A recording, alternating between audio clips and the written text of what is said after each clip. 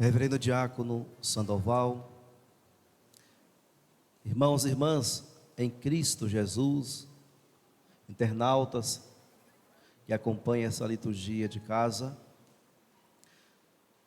celebramos a solenidade de Pentecostes. É uma festa, uma das maiores festas da igreja.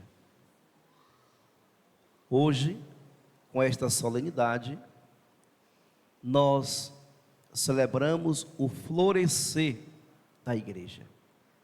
Dá-se início à igreja peregrina, dá-se início à missão da igreja no mundo. E essa igreja, ela é conduzida, orientada pelo Espírito Santo. Mas o que é o Espírito Santo?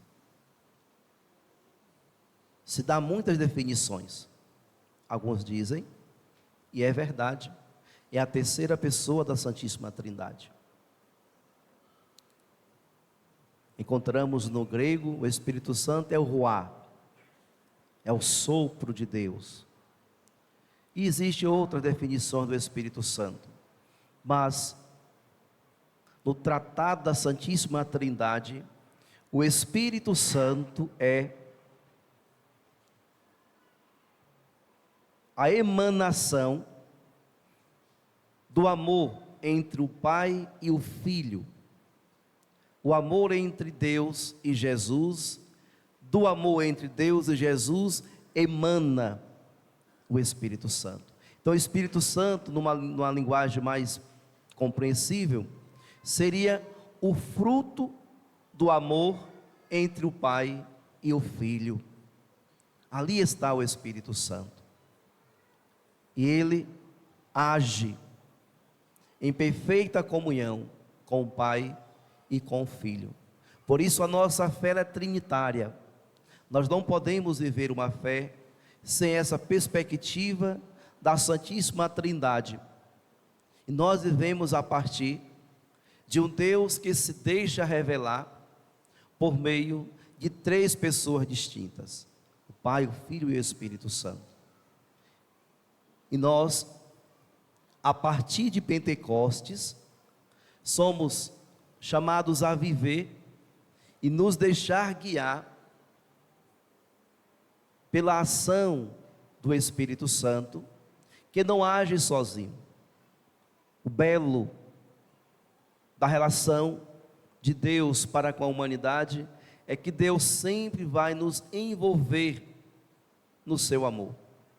E Jesus, dizendo aos seus discípulos, exortando, ensinando, dizia justamente isso: permaneça no meu amor, viva, coloque em prática, guarde o meu mandamento, pois se guardardes o meu mandamento, nós viremos e habitaremos em vós. Jesus não disse, ele virá, eu virei, mas disse, nós viremos. Ou seja, Pai, o Filho e o Espírito Santo habitará naquele que guardar o mandamento de Jesus. E o mandamento instituído por Jesus foi o mandamento do amor, pois ele disse, eu vos dou uma ordem: amai-vos uns aos outros como eu vos amei. Logo, amados irmãos e irmãs, se o Espírito Santo emana da relação do Pai e do Filho, logo, para que nós possamos também estarmos cheios desse Espírito Santo, nós precisamos também amar. Mas vejam como Deus é infinitamente misericordioso, porque antes mesmo de nós recebermos o Espírito Santo, nós somos acolhidos como filhos e inseridos nesse caminho do discipulado. O Espírito Santo já nos visita pela fé que nós temos no Filho de Deus, e somos cheios do Espírito Santo quando a nossa fé se torna uma realidade por meio do sacramento do batismo. Então, quando nós somos mergulhados em Cristo Jesus, ali nós recebemos então essa força que é o Espírito Santo, que nos move e nos conduz e nos orienta. Porém, para que possamos ver florescer em nossa vida os frutos do Espírito Santo, nós precisamos, assim como Jesus, ter uma relação de amor para com Deus e para com os irmãos. Para que o Espírito Santo possa habitar em nós e gerar frutos, frutos que permaneçam, eu preciso amar. A experiência maior do cristão que deseja ser habitado pelo Espírito Santo de Deus, ele precisa amar.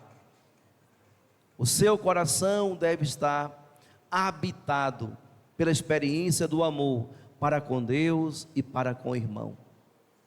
São Paulo, na carta aos Coríntios, disse: ninguém diz Jesus Cristo é o Senhor a não ser pelo Espírito Santo. Ninguém professa a fé em Jesus Cristo a não ser movidos pelo Espírito Santo. Por isso, os frutos que nós geramos, os frutos bons e os frutos que permanecem, são gerados pela essa experiência de amor para com Deus e para com os irmãos. O Espírito Santo age em nós. Por isso, um coração habitado pelo ódio, um coração habitado pelas mágoas, um coração habitado pela indiferença, um coração habitado pelo desprezo humano ou por qualquer outro sentimento contrário à vontade do Espírito Santo, não produz frutos no Espírito. Não produz frutos no Espírito, que é a paz, que é a concórdia, que é a bondade, que é a misericórdia, que é a mansidão, a paciência, o temor de Deus. São esses e tantos outros frutos que só geram aqueles que acreditam em Deus e sobretudo aqueles que amam.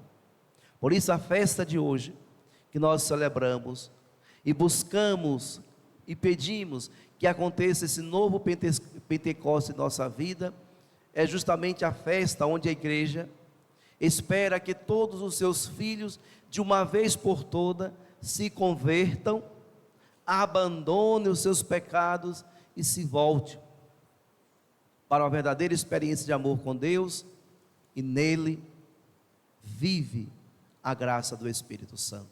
Por isso, amados irmãos e irmãs, nós rezamos hoje na oração da coleta, uma oração tão profunda, oração que não pode passar despercebida em nosso coração, em nossa vida, pois nós rezamos hoje pedindo a Deus, ó Deus, que pelo mistério da festa de hoje, santificais vossa igreja inteira em todos os povos e nações, derramai por toda a extensão do mundo os dons do vosso Espírito Santo, e realizai agora no coração dos que creem em vós as maravilhas que operaste no início da pregação do Evangelho.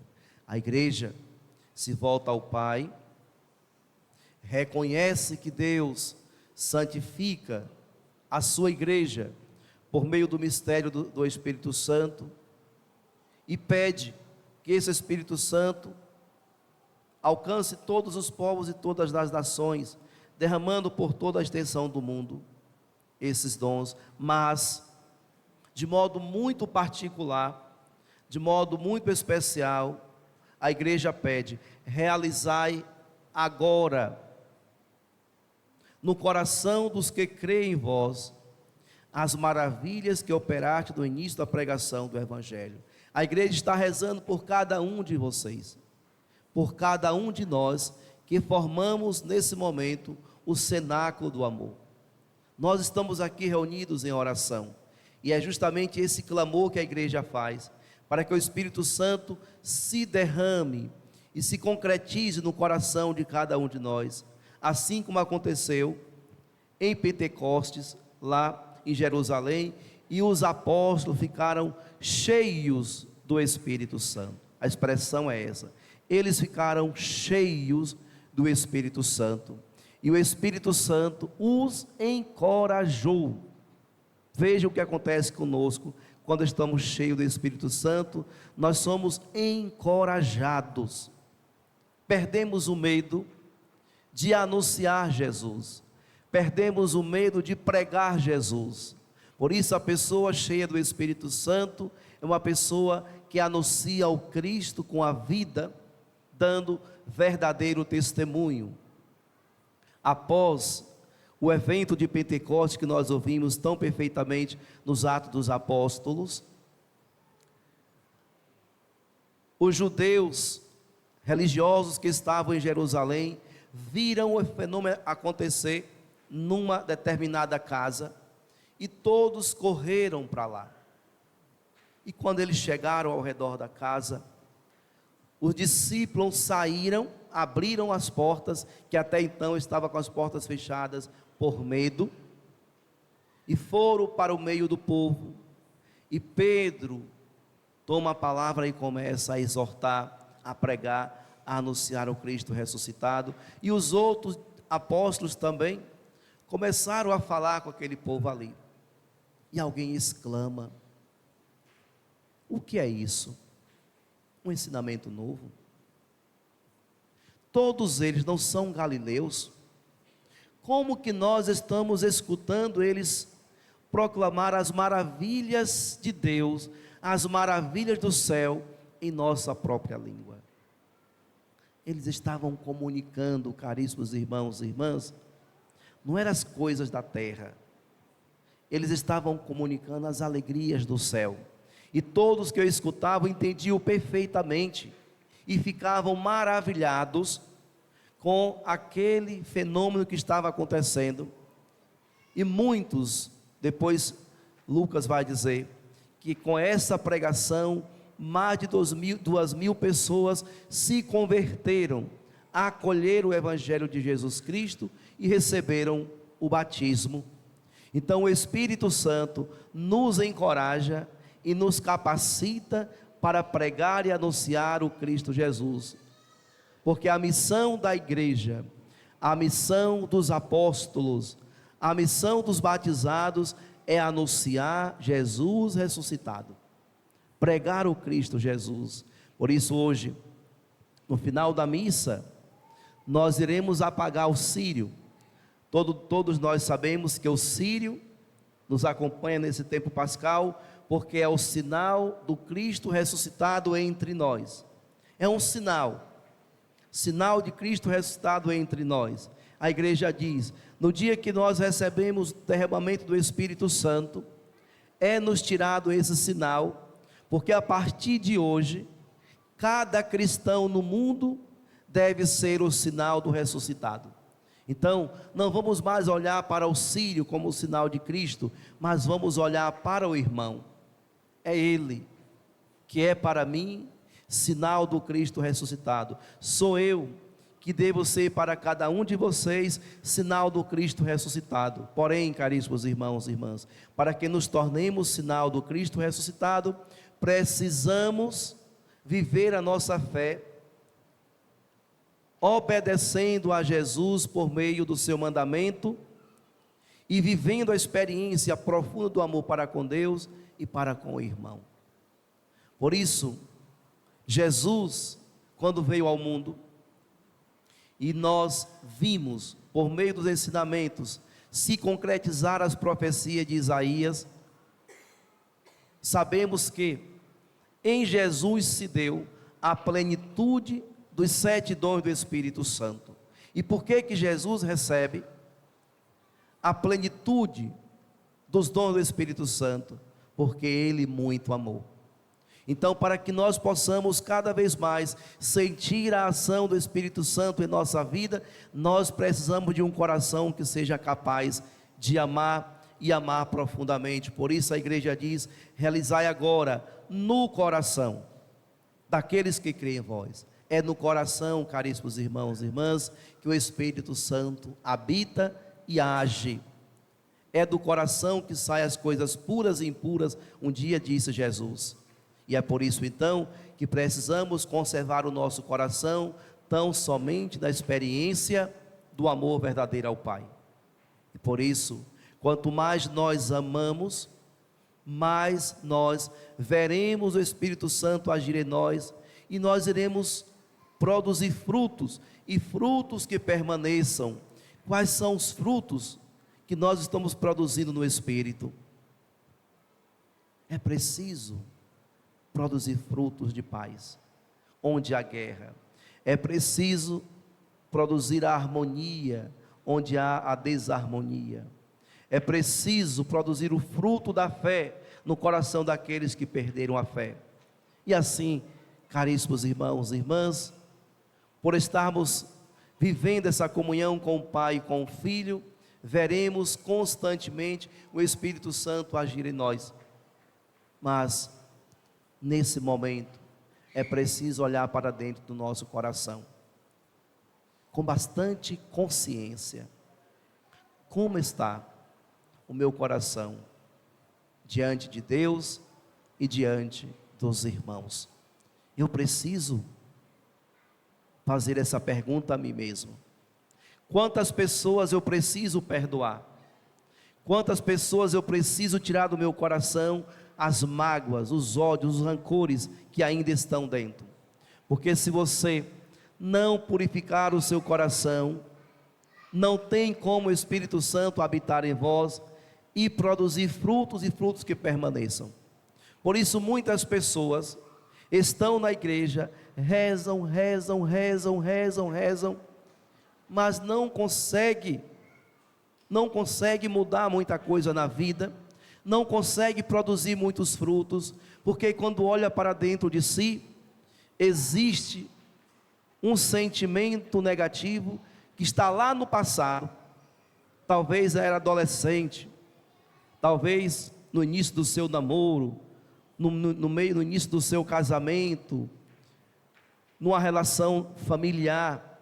Lá no passado aconteceu algo que feriu o seu coração e que você se fechou, está ali como uma pedra, e você então vem para a igreja, vem rezar, mas meu Deus, por que minha vida continua assim?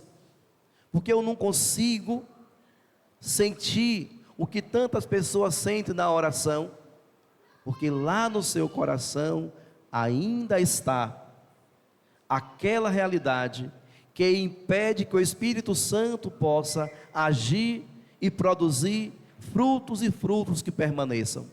Então, se desejamos verdadeiramente nos tornar nesse mundo comunicadores da graça de Deus, eu preciso me libertar de tudo que me impede, de tudo aquilo que me impede de ser templo do Espírito Santo e revelador dos dons do Espírito Santo.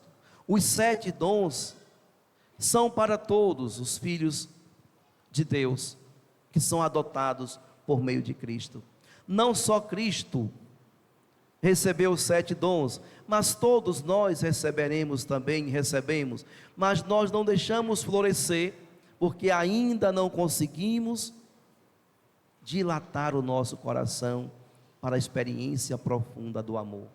Vejam, caríssimos irmãos e irmãs, uma pessoa cheia do Espírito Santo é uma pessoa que emana a paz, é uma pessoa que traz leveza.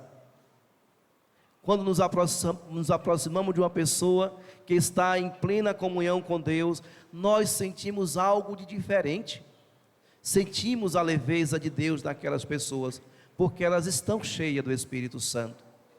Mas uma pessoa que só reza, uma pessoa que está se esforçando pela oração, mas ainda não viveu as virtudes, os ensinamentos de Jesus Cristo acerca do perdão, são pessoas que desejam, mas não consegue, porque elas não se permitem, por meio do perdão, se tornar uma pessoa livre. A prisão e a escravidão do ser humano são os seus pecados, e a libertação é o perdão e a comunhão com Deus. Por isso, quando eu perdoo, eu não estou só fazendo um bem ao irmão, mas eu faço um bem maior a mim mesmo, porque eu me torno livre das minhas prisões, eu me torno livre das minhas cadeias, e então estou pronto, apto, para permitir que Deus haja por meio do Espírito Santo e habite em nós, porque o Espírito Santo nos torna livres, e a liberdade do Espírito nos impulsiona e nos encoraja para amar. Por isso, às vezes, nós não entendemos, porque alguns santos fizeram tantas loucuras.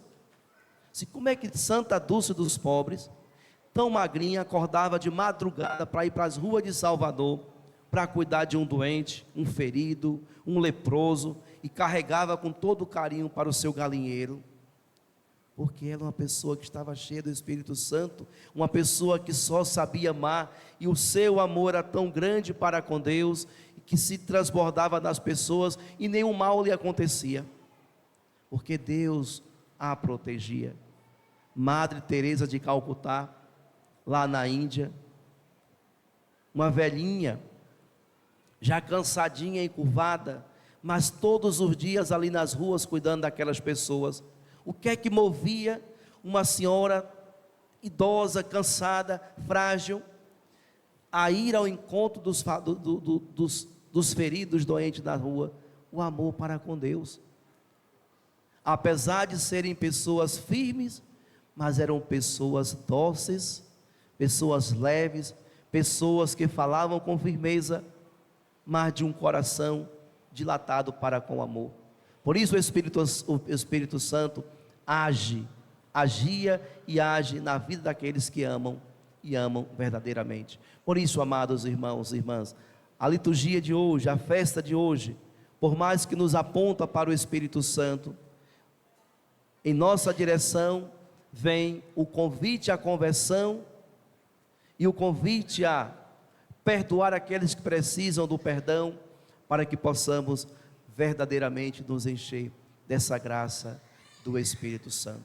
Que você possa, ao longo dessa semana, se aproximar de Deus, ter coragem de pedir perdão, liberar o seu coração desse sentimento que eles estão lhe aprisionando, para que se torne uma pessoa livre e que comece a produzir frutos na família, frutos no trabalho, frutos na igreja, frutos na sociedade. A pessoa cheia do Espírito Santo não tem tempo para fofocas, não tem tempo para as murmurações, não tem tempo para falar da vida dos outros, mas é uma pessoa que sempre consegue extrair o melhor do outro, se ocupa com o bem, se ocupa em promover o bem. Por isso, amados irmãos e irmãs, lembrem-se sempre disso, por meio das nossas ações, nós revelamos quem está dentro de nós, se é o Espírito Santo ou não. Se o Espírito Santo estar em nós, vamos sempre produzir o que é bom.